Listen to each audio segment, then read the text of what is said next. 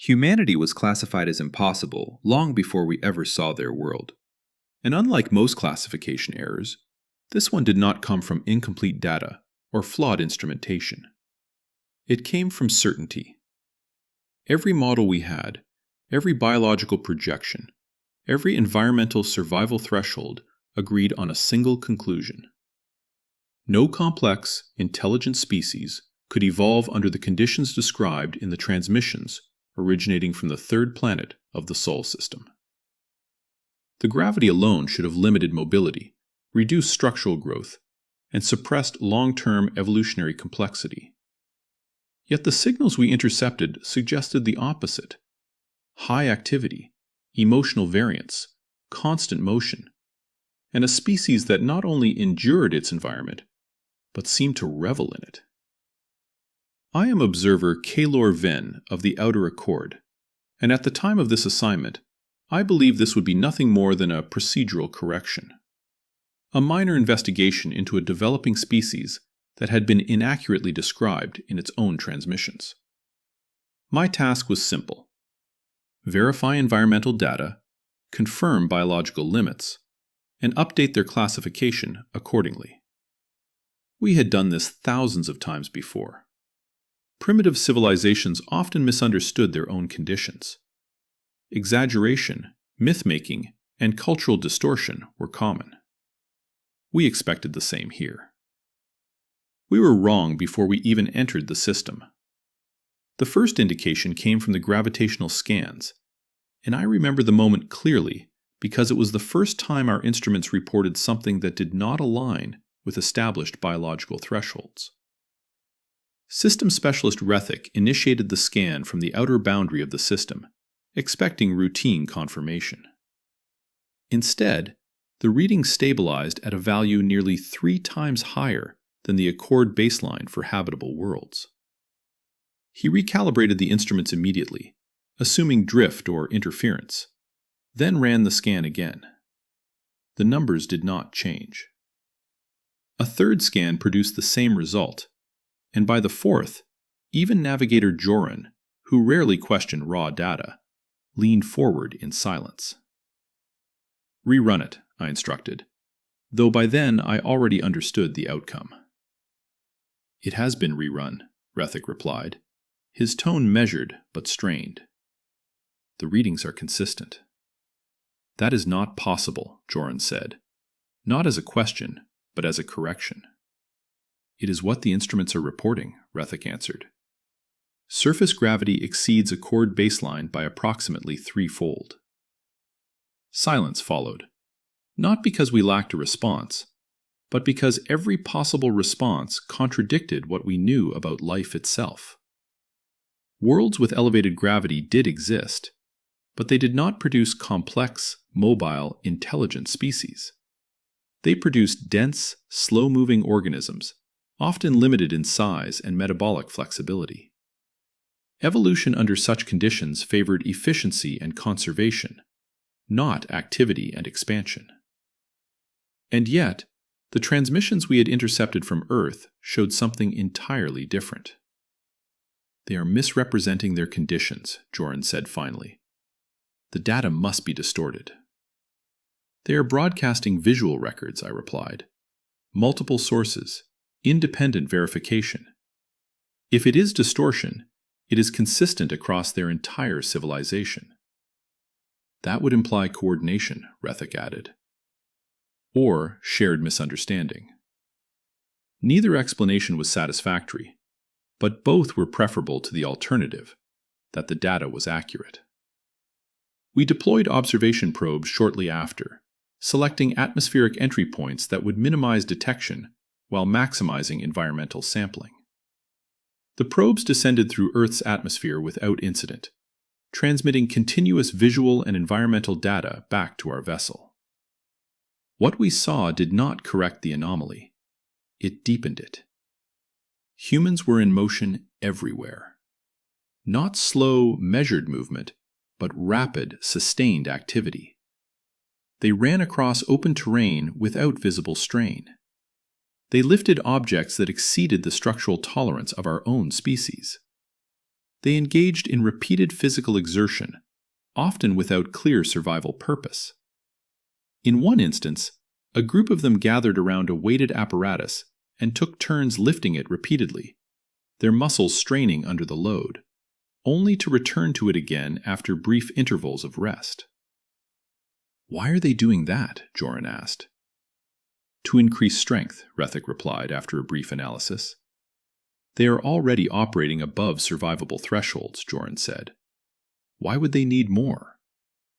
Rethik did not answer immediately, and when he did, his voice carried something new: uncertainty. "They are not optimizing for survival," he said.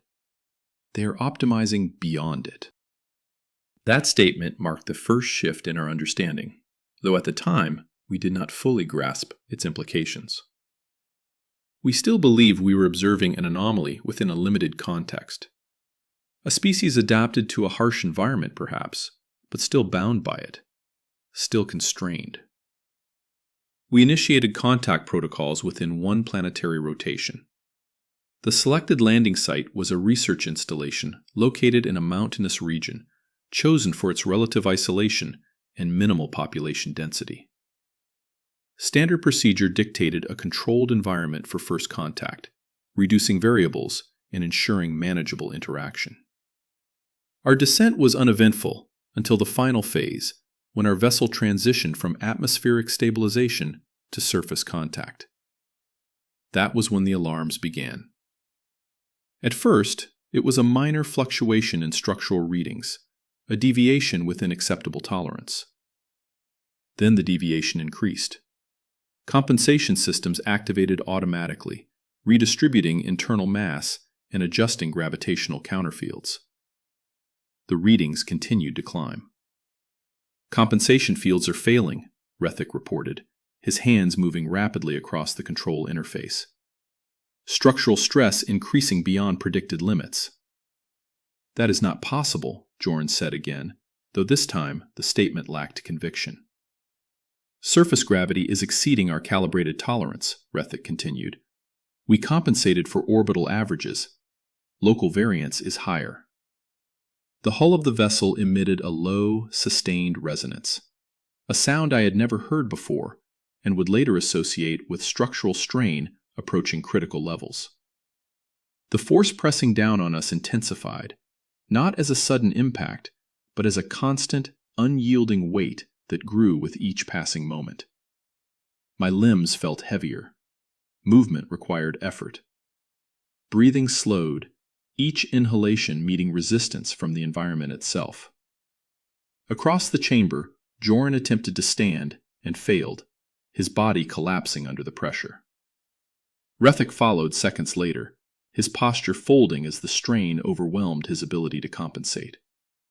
"Stabilize the fields," I ordered, though I could already see the futility in the attempt. "They are at maximum output," he replied, his voice strained. "We are compensating as much as possible." It was not enough. For the first time in my service to the Accord, I experienced the distinct and undeniable realization that our environment was actively overpowering us.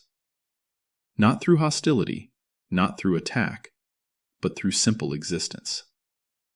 And then the hatch opened. The hatch did not open with force or urgency. It opened quietly, as if nothing unusual was happening, as if the crushing weight pressing us into the floor of our own vessel was an inconvenience rather than a critical failure. Light from outside spilled into the chamber, thicker than expected, filtered through an atmosphere denser than any we had previously encountered. For a moment, none of us moved. Not because we were choosing not to, but because we couldn't. Then the human stepped inside. She did not rush. She did not brace herself. She did not wear any form of support apparatus. No exoskeletal reinforcement, no gravitic counterfield, no visible augmentation. She simply walked. That was the first true contradiction. Every model we possessed predicted that movement under these conditions would be inefficient at best, catastrophic at worst. Structural strain alone should have limited stride length, reduced balance, and increased energy expenditure to unsustainable levels. And yet, she crossed the room with a smooth, practiced gait, her posture relaxed, her breathing steady, her movements controlled in a way that suggested familiarity rather than resistance. She stopped a short distance from us and looked down, her expression not alarmed, not even particularly surprised, just understanding. "Yeah," she said after a brief moment of observation, her voice calm and unhurried. "You didn't calibrate for surface gravity." The statement was delivered as an explanation, not an accusation. That distinction mattered more than I realized at the time. Refik attempted to respond, but managed only a strained exhale. Joran remained partially conscious, his body still pressed against the floor, muscles unable to generate the force required to push against the environment. I forced my head upward, the motion slow, deliberate, each degree of movement resisted by the weight bearing down on me. "Our compensation systems," I began, the words heavier than they should have been, "are tuned for averages," she finished for me, already moving toward the control interface. "Orbital readings don't tell you what it's like down here." She reached our console, and began interacting with it without hesitation. Her hands moved across the interface with confidence, selecting layers, bypassing redundancies, adjusting values that had been encoded in a chord standard architecture. For a moment, I considered the possibility that she was simply making random inputs, but the results were immediate and undeniable. The pressure eased. Not gone, not even close, but reduced enough that I could draw a full breath without resistance. Reduced enough that Refik managed to shift his position, his hands bracing against the floor as he attempted to rise. "What did you do?" I asked, my voice steadier now, though still strained. "Balanced your internal field with local conditions," she replied. "You were overcompensating in the wrong direction." "That requires understanding of our systems," I said. She shrugged slightly, still focused on the console. "Systems are systems. You're not that different."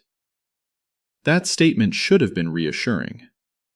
It was not, because it implied something far more unsettling. That what we considered advanced, specialized, and uniquely engineered was to her familiar enough to navigate without instruction. Refik finally managed to push himself upright, though the effort was visible in the tension of his limbs. Joran followed more slowly, using the console for support. Both of them remained unsteady, their bodies still adapting, or failing to adapt, to the constant pressure of the environment. "You need to move carefully," the human said, stepping back from the console. "Your bodies aren't used to this. If you try to fight it, you'll just exhaust yourselves." "This environment is not survivable for us," Joran said, his voice tight.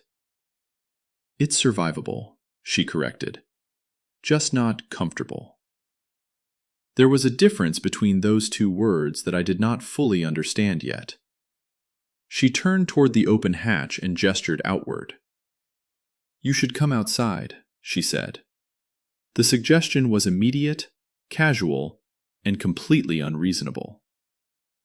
"That is not advisable," I replied. "We are already operating at the edge of our tolerance." "You're stabilized now," she said, "and you won't understand anything about this place from inside your ship." "That is not a sufficient reason to risk structural failure of our bodies," Refik added. She paused, considering that, then nodded slightly as if acknowledging a valid concern. "Fair," she said. "Give me a second." She stepped back through the hatch and disappeared from view. For a moment, none of us spoke. The reduced pressure had allowed basic function to return, but every movement still required conscious effort. My limbs felt dense, as if they had been filled with additional mass. Even maintaining an upright posture demanded continuous adjustment. "What just happened?" Jorn asked quietly. "She interfaced with our systems without instruction," Rethik said. "That should not be possible." "And yet she did," I replied. "That implies prior knowledge," Jorn said. "Or rapid comprehension," Rethik countered. "Neither is acceptable," Jorn said. No one disagreed. The human returned moments later, carrying a device that, at first glance, appeared deceptively simple. It consisted of a lightweight frame with multiple contact points designed to distribute load across the body. There were no visible power sources, no complex emitters, no indications of high energy output. It looked basic. "This will help," she said, setting it down near us. "What is it?" I asked. "Load distribution harness," she replied. "Spreads the force so you're not taking it all in one place." "That is insufficient," Rethik said immediately. "The gravitational force is uniform. Distribution does not reduce total load." "No," she agreed, "but it makes it manageable." There was that word again. Manageable. She helped Jorn into the harness first, adjusting the frame to align with his body structure. Her movements were precise, efficient, practiced. When she stepped back, Jorn hesitated for only a moment before attempting to stand. This time, he succeeded. Not easily, not smoothly, but he rose, his posture unstable, his movements slow, yet functional. Rethik followed next, then me. Each step toward the hatch felt like moving through resistance, as if the environment itself opposed forward motion. My muscles strained, my joints protested, and yet, with the support of the harness and the adjusted compensation field, I remained upright. "Slow," the human said as we approached the threshold. "Don't try to move like you normally would. Let your body adjust." We stepped outside. The first sensation was weight. Not just on my body, but everywhere. The ground seemed to pull, not just downward, but inward, anchoring everything in place. The air itself felt denser, pressing lightly against exposed surfaces. Even sound carried differently, deeper, more resonant. I took a single step forward. It required more effort than crossing an entire chamber in standard gravity. Jorn attempted the same and nearly lost balance, catching himself at the last moment. "How do you function in this?" he asked, the strain evident in his voice. The human looked at him, then at the surrounding landscape. Mountains rising in the distance, vegetation dense and varied, the sky layered with shifting cloud formations. "We grow up in it," she said simply. That answer carried more weight than the gravity pressing down on us, because it meant this was not an obstacle they overcame. It was the foundation they were built on. The ground was harder than I expected, not in material composition, but in the way it accepted force without yielding. On most Accord worlds, locomotion involved a balance of motion and recovery. The surface met you, absorbed part of your weight, allowed your body to exchange force with it efficiently. Earth did not feel like that. Earth felt absolute. Every step reminded me that the planet beneath me was not assisting my movement in any way. It was demanding that I earn it. The human, who introduced herself as Dr. Mara Ellen, only after realizing none of us were capable of asking efficiently under the strain, walked several paces ahead, then slowed so we could keep up. Even at that reduced speed, she was moving in what appeared to be an effortless rhythm, while the three of us fought for every meter. "Shorter steps," she said without turning. "And don't tense your shoulders. You'll burn out faster." I had never before been instructed on how to walk. That realization would have humiliated me under any other circumstances. On Earth, humiliation was quickly replaced by necessity. Joran tried to straighten his posture in defiance of the environment and nearly stumbled. Rethik's breathing had become shallow and rapid, his analytical focus reduced to the mechanical demands of movement. As for me, I had narrowed my awareness to three things only: balance, breath, and the next step. We covered perhaps 20 body lengths before Joran stopped completely. "I need to rest," he said. The words came out clipped and uneven. His species was not built for exertion under sustained load. None of us were. The fact that we had made it even this far was due less to adaptation than to Dr. Ellen's adjustments and the support harnesses. Even so, Earth was stripping away our illusions with clinical efficiency. Mara crouched beside a low storage case near the exterior wall of the facility and removed 3 sealed containers. She handed one to each of us. The fluid inside was clear, slightly viscous, and chilled. "Electrolytes," she said. "Your bodies are going to dump minerals trying to compensate. Drink slowly." Rethik rotated the container in his hand, studying the composition through the transparent material. "You prepared this for us in advance?" "No," she said. "We have supplies for visitors from low-gravity environments." Joran looked up sharply. "Visitors?" Mara nodded. "You're not the first off-worlders to underestimate Earth." That sentence stayed with me long after the moment passed. At the time, I interpreted it only as evidence that humanity had prior contact beyond officially recognized channels. Later, I understood it differently. It wasn't just that others had come. It was that the same mistake had been made often enough for humans to have procedures for it. We drank. The liquid was unpleasant by Accord standards, too sharp in mineral content, too reactive on the tongue. But within minutes, I felt a measurable improvement in muscular responsiveness. Not strength, never strength, merely reduced failure. "Better?" Mara asked. "A marginal improvement," Rethik admitted. She smiled. "That's Earth. Most improvements are marginal until they add up." She led us farther from the landing pad and toward the main research structures. The complex sprawled across a plateau carved into the side of a mountain basin, its architecture practical rather than ceremonial.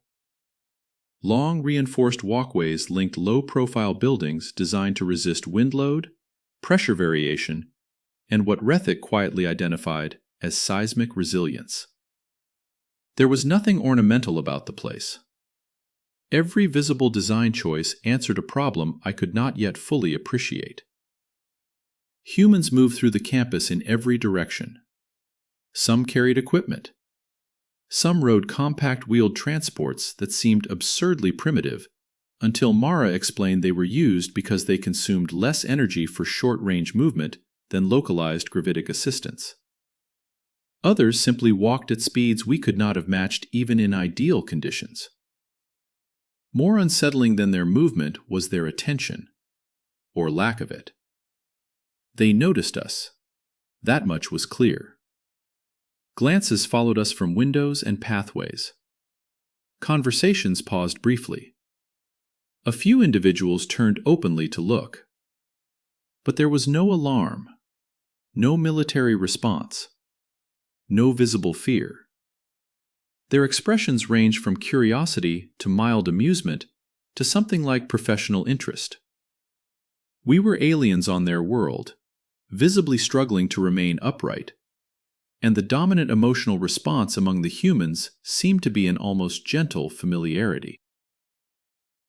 A small group passed us near the entrance to one of the larger structures.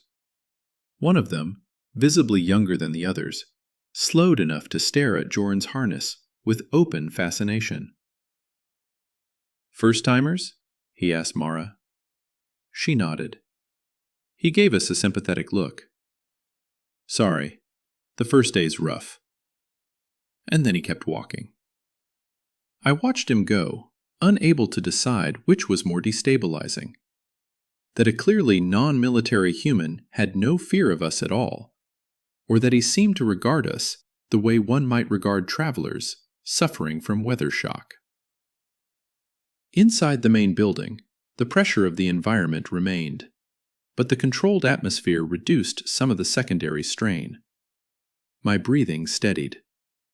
Joran's posture improved slightly. Rethik, whose concentration returned the moment his body stopped actively collapsing, began scanning every visible interface and instrument with increasing intensity. "This is not a diplomatic center," he said quietly. "No," Mara replied. "It's a research campus." I turned to her. "What do you research?" She considered the question as if deciding how much truth would be useful. "Gravity modulation, materials under extreme compression, lattice harmonics, local spacetime stability, some predictive threat modeling, environmental adaptation, educational systems, transit efficiency, a little agriculture." Joran stopped walking. "You listed 7 major disciplines." 8, Mara corrected. I skipped bioresonance. "On one campus?" She looked briefly confused by the question. "Yeah." Rethik moved toward a transparent wall that overlooked a lower laboratory floor. He pressed one hand to the glass and stared downward at a chamber filled with suspended metallic structures arranged around a central distortion field. Several humans in protective gear were adjusting emitters around the perimeter, while a projected model above them displayed dynamically shifting equations. "What is that?" he asked. "Undergrad field lab," Mara said. Rethik turned so sharply I thought the motion might injure him. "Undergraduate." "Second year, mostly."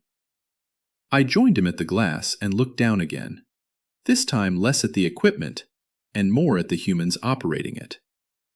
They weren't moving with the brittle precision of technicians afraid to make mistakes.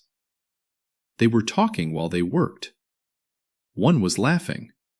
Another erased and rewrote equations midstream, using hand gestures across a suspended interface, then called to someone across the chamber for a verification check. A third, barely beyond adolescent morphology, stepped into a marked zone near the distortion field and adjusted a physical coupler by hand. "That is unsafe," Joran said. Mara followed our gaze. "No, it's supervised." The response was delivered with such natural confidence that for a moment I forgot to object. We continued deeper into the facility. In one room, humans were testing compression-resistant alloys by subjecting them to forces that would have compromised light starship plating. In another, a team was running predictive models on localized gravity wells while eating from open containers and arguing about sporting events. We passed a corridor where children, not adults, children, were gathered around an educator who was explaining orbital mechanics using a deformable fabric model stretched over a circular frame. Their questions were not simple. They were structural. They asked not what happened, but what would happen if assumptions changed. What if mass moved? What if the orbit destabilized? What if multiple bodies interacted within a compressed well? One of them noticed us in the doorway and raised a hand. "Are they from Low G?" the child asked. Mara nodded. The child looked impressed rather than frightened. "Cool. Do they get sick if they jump?" Joran stared at the child as if confronted by a paradox. "I do not know," he said after a moment. The child accepted this as a legitimate answer, nodded thoughtfully, and returned to the lesson. We left in silence. The truth is difficult to admit even now, but somewhere in those first hours on Earth, my sense of superiority began to erode. Not because humans displayed dominance in the ways we expected power to be displayed, but because they had embedded extraordinary capability so deeply into ordinary life that they no longer treated it as extraordinary. On Accord Core worlds, advanced systems were controlled, tiered, often restricted by institution or military oversight. Here, world-defining knowledge flowed through education, infrastructure, logistics, and daily routine. It was not hoarded. It was normalized. That was more frightening than weapons.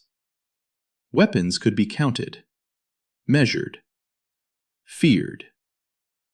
A civilization in which a child asked structurally valid questions about gravitational instability before reaching full maturity was something else entirely.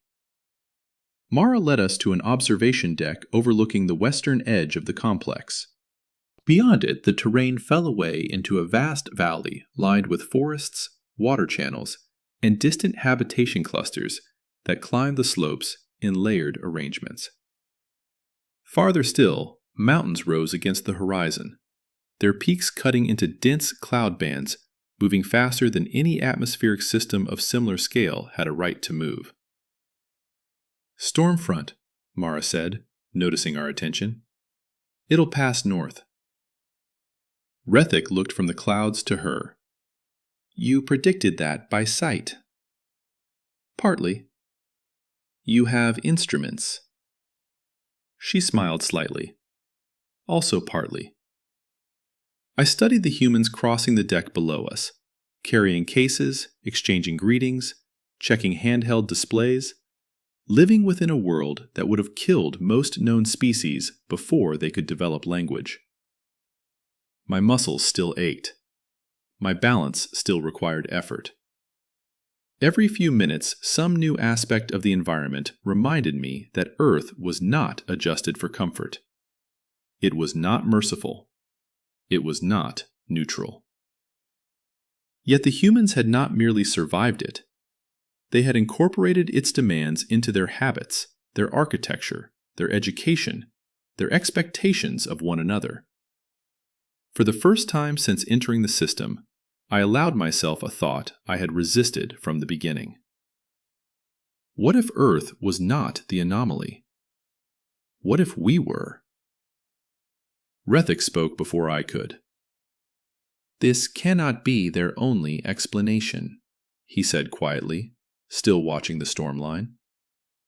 "Environmental adaptation does not account for their system's comprehension, research distribution, or interface agility. Gravity explains resilience, not the rest." Mara rested both hands on the deck rail. "You're right." Joran looked at her sharply. "Then what explains it?" She took longer to answer than she had for any previous question. "Pressure," she said at last. "A lot of kinds. Gravity's just the obvious one."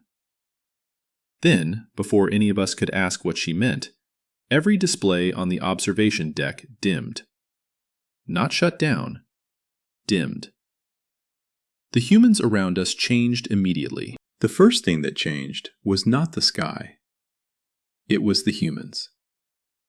They did not panic. They did not raise alarms in the way Accord protocols dictated.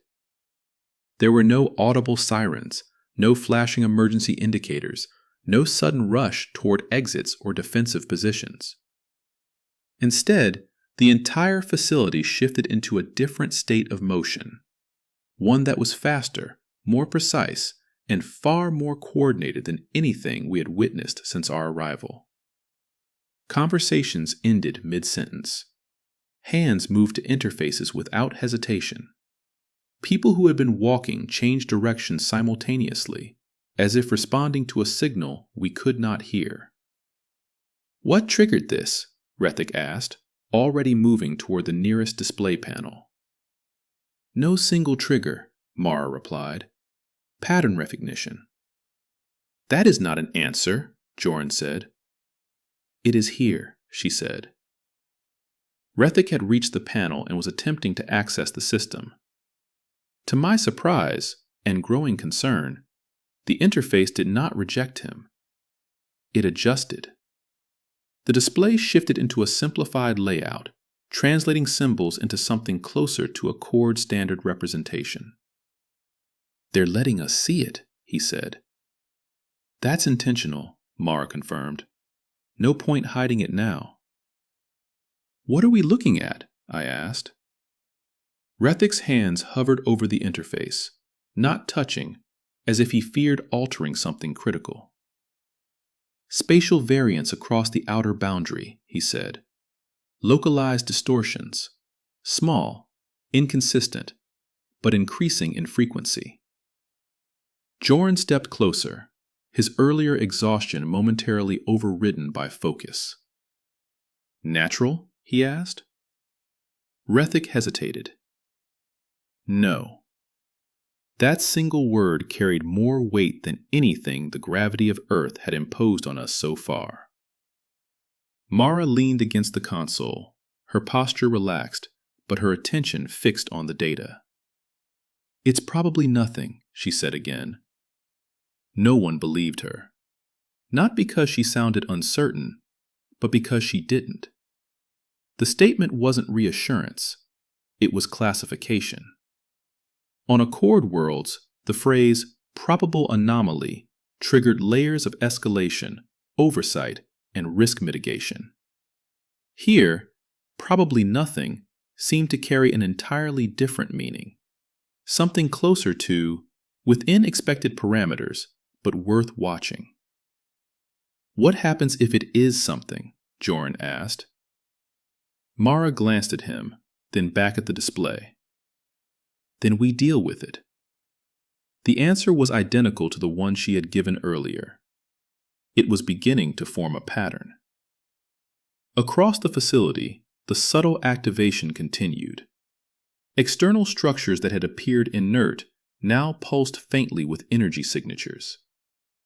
Thin lines of light traced along surfaces, intersecting at angles that suggested a network far larger than the visible campus. In the distance, I could see similar patterns emerging across the valley.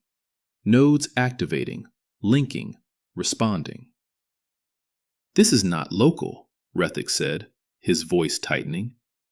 "These systems are synchronized beyond the facility." Mara nodded. "Yeah." "How far does it extend?" I asked. She didn't answer immediately. Then she said, "Far enough." That answer did not satisfy any of us. Rethik shifted the display, isolating one of the outermost distortion readings. The data expanded into a layered model, showing fluctuations in space-time density that oscillated in irregular intervals. "This is not a simple intrusion," he said. "It's testing the boundary." "Testing?" Joran repeated. "Yes," Rethik said. "Probing for weaknesses, mapping response time." A silence settled over us then, heavier than the gravity. Because that implied intention. Mara exhaled slowly, then pushed off the console. "Come on," she said. "You should see this from outside." "That is not advisable," I said immediately. "If there is an active incursion—" "If there is," she said, "you're safer where we can see it coming." There was no arrogance in her tone, just certainty. We followed her. The walk back to the exterior platform was faster this time, not because the gravity had lessened, but because our bodies had begun to adapt in the smallest ways. Movements that had required full concentration minutes earlier now required only partial focus. The strain was still there, constant and unrelenting, but it no longer dominated every thought. That realization was unsettling in its own right. We stepped out onto the observation deck again. The sky had changed. Not dramatically, not in a way that would have drawn immediate attention from an untrained observer, but once seen, the difference was impossible to ignore. The stars were wrong. Not displaced, not obscured, adjusted. Rethik saw it at the same moment I did. The background field is shifting, he said. How? Joran asked. Subtle lensing effects, Rethik replied. Localized distortions bending light paths. He stopped. It's controlled. Mara nodded. Yeah. How? I asked. She didn't look at me. Same way you control anything, she said. You understand it first. The distortions increased. At first, they appeared as faint ripples, barely perceptible shifts in the alignment of distant stars. Then the ripples grew, overlapping, forming patterns that moved across the sky like currents in a fluid medium. This is system-wide, Rethik said. No, larger than that. The energy requirements alone. They're not using energy the way you think, Mara interrupted. Then how? Joran demanded. She finally turned to face us. Resonance, she said. You don't push against space. You work with it. That explanation meant nothing to us. Not yet. A new alert appeared on the display panel embedded in the deck railing. Rethik leaned in, scanning the data as it updated in real time. Multiple contacts, he said. Outer boundary. Not one. Not even dozens. How many? I asked. He didn't answer immediately. When he did, his voice was quiet. Hundreds. Joran's composure fractured. That is an incursion, he said. At that scale, this is not testing. This is still probably nothing, Mara said. Joran turned on her, disbelief overriding restraint. Hundreds of unidentified objects breaching your system boundary is nothing? Mara met his gaze evenly. It's within expectations. That sentence hit harder than the gravity ever had.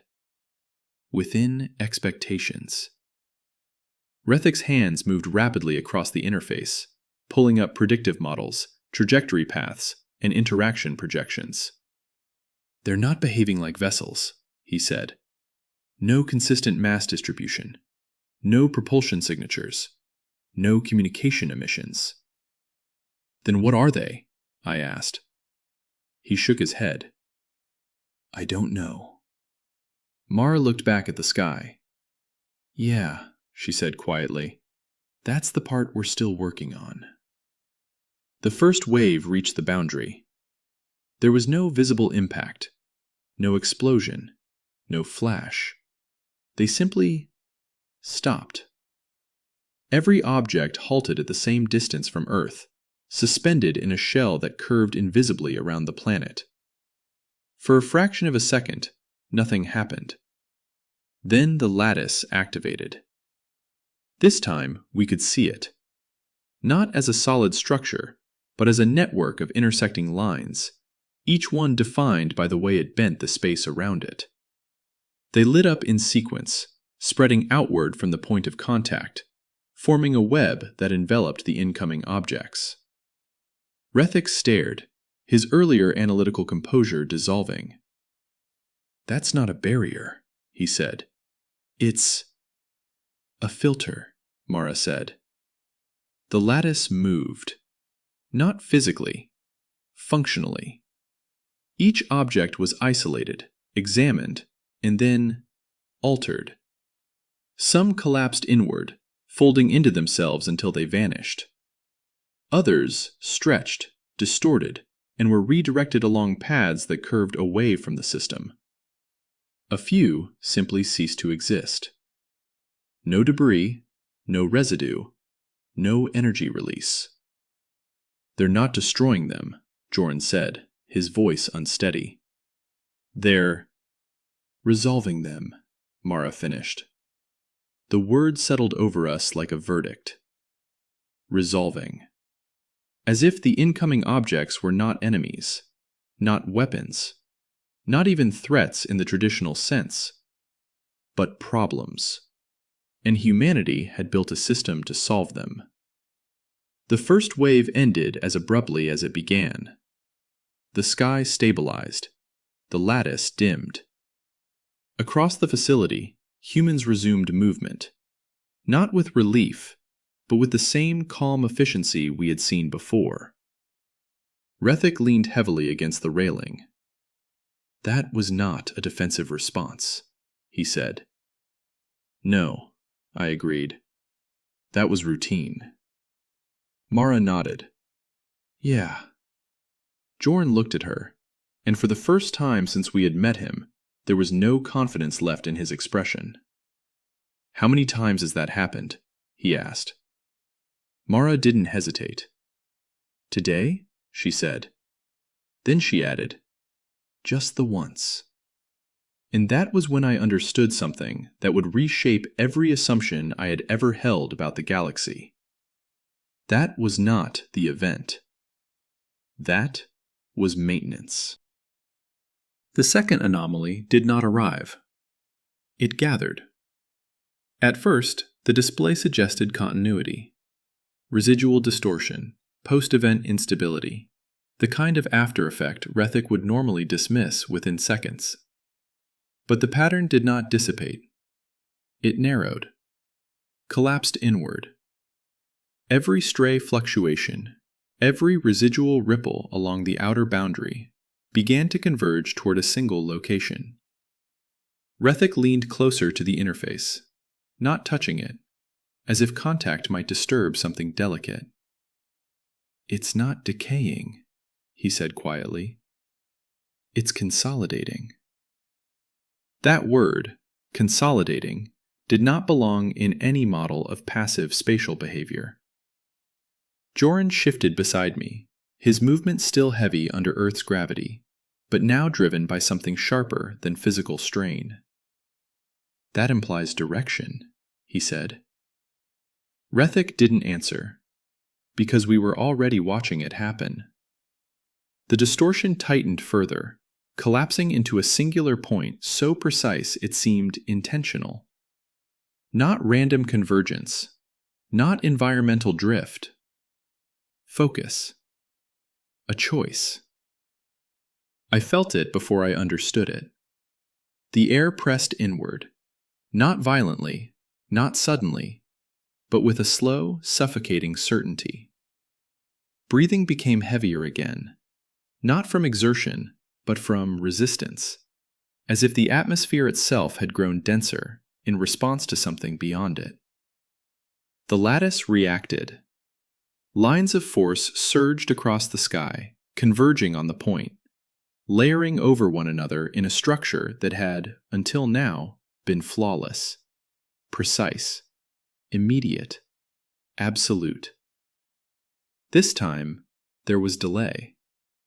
Not failure, not collapse, but hesitation. The lattice did not complete its formation instantly. It adjusted, recalibrated, reinforced. It was compensating. Mara saw it. Her posture changed, not dramatically, but enough that I felt it more than saw it.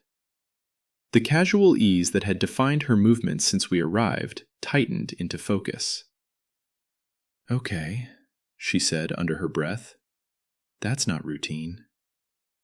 That was the first crack. The moment where this stopped being something they expected and became something they recognized. The breach did not open. It slipped. A thin fracture, almost invisible, no larger than a line drawn across space. It should have meant nothing. It should have been contained before it formed. Instead, everything reacted at once. The ground vibrated beneath us, a low-frequency resonance that traveled upward through my legs, into my spine, into my skull. Deep systems, far below the facility, activated in layers I had not even known existed. Rethik stepped back. "I don't understand this," he said. That was the second crack, because Rethik always understood.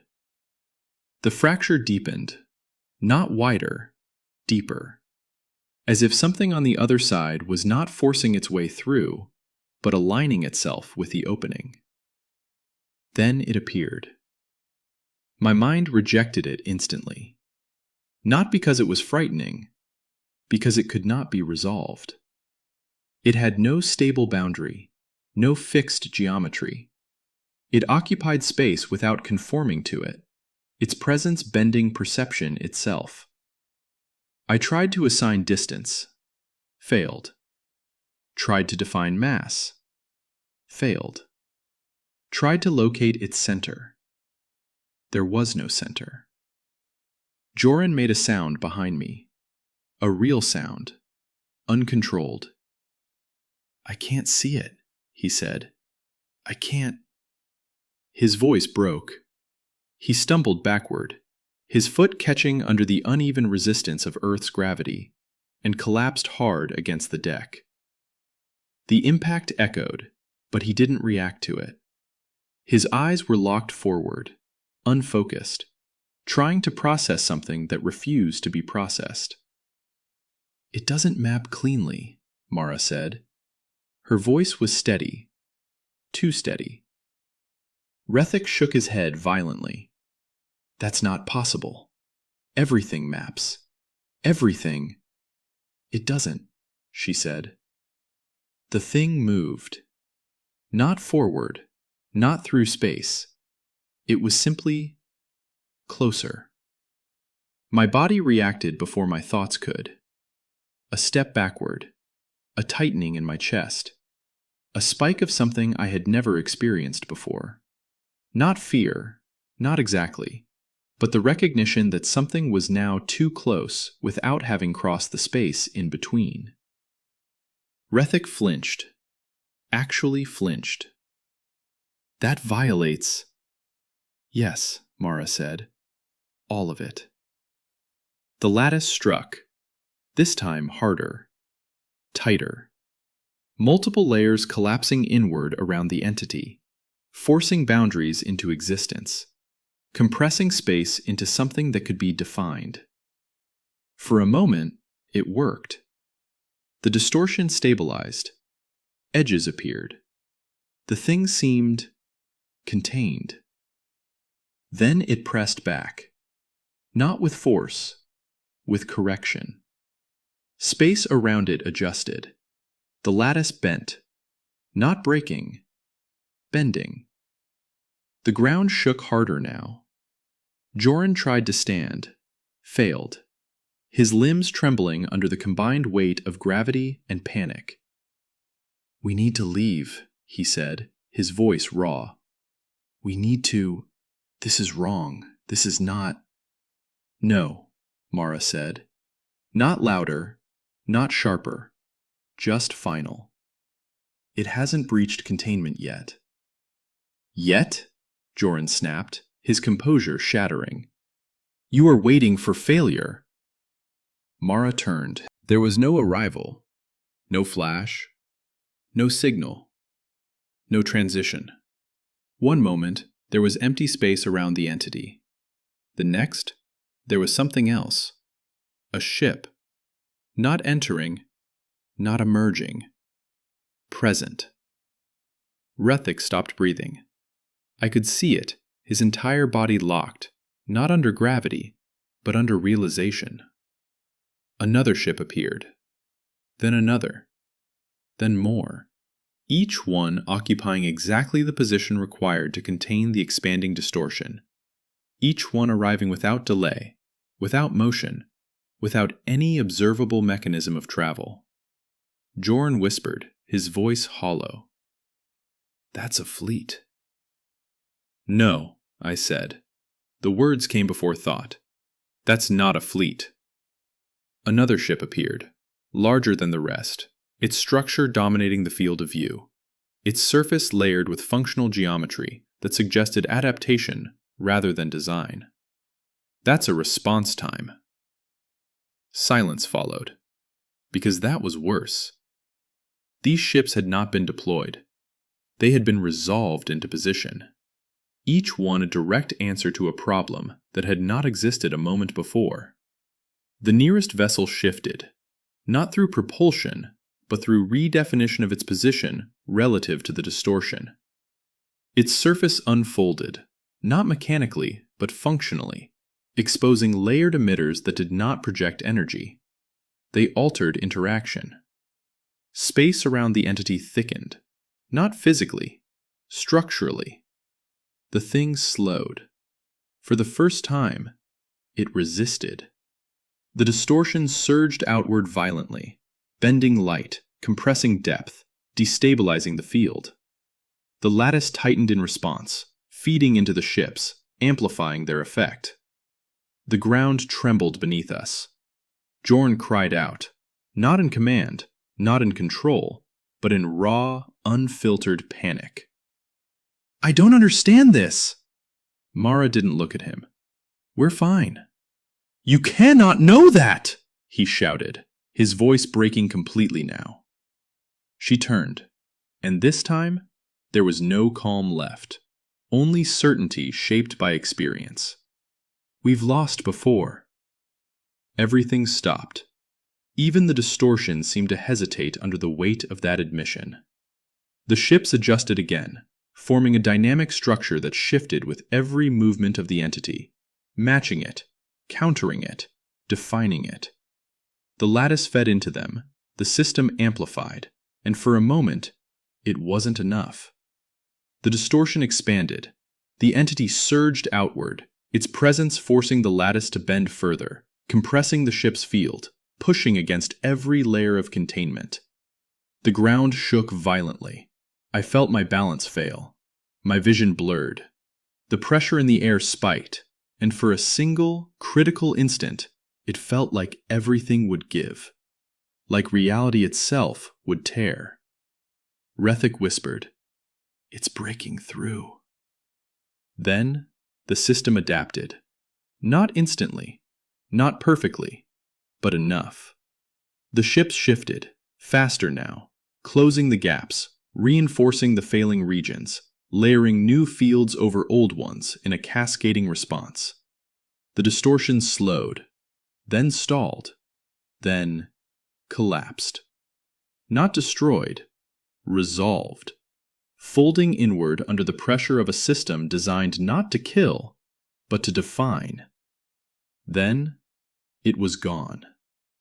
No explosion, no residue, no trace, just absence. The ships remained, for less than a heartbeat. Then, they were no longer there. Joran didn't move. Rethik didn't speak. And I understood. This wasn't defense. This wasn't war. This was maintenance. And they had almost failed. The silence after was absolute. Not relief, not resolution, just absence. Joran remained on the ground, his breathing uneven, his eyes unfocused. "I thought that was war," he said. Mara shook her head. "No." Rethik's voice followed, hollow. "That wasn't even defense." "No," I forced the question. "Then what was it?" She answered immediately. "Upkeep." The word landed harder than anything before it. Rethik turned back to the display, his hands trembling as the system expanded outward, pulling back from Earth, from the system, from everything we had thought was the scope of this event. It kept going. Node after node, system after system, connections, structures, a network. Jorn whispered, "That's impossible." "It's not public," Mara said. I felt something cold settle into my thoughts. "You're not defending Earth." "No." "You're not defending your system." "No." "What are you defending?" She paused, then said, "This isn't the center." Everything stopped. "This is where we learned." Her hand moved outward. "This is where we practiced." Then farther. "And out there—" She didn't finish. She didn't need to. I asked the only question that mattered. "What happens when something stronger comes?" Her answer came instantly. "It already has." Joran broke completely. "And you stopped it?" "No." Silence collapsed around us. Rethik whispered, "Then what did you do?" "We slowed it." That was the truth, the real one. Everything before this had been small. I looked at the sky again, at the place where something impossible had nearly broken through, and I understood. They weren't winning. They were holding. For now. I activated my recorder. This is Observer Kalor Ven. My entire understanding was incorrect. The galaxy believed humanity was insignificant. We now know the truth. Humanity is not a civilization. They are a barrier. I drew one final breath. And for the first time, I understand something worse.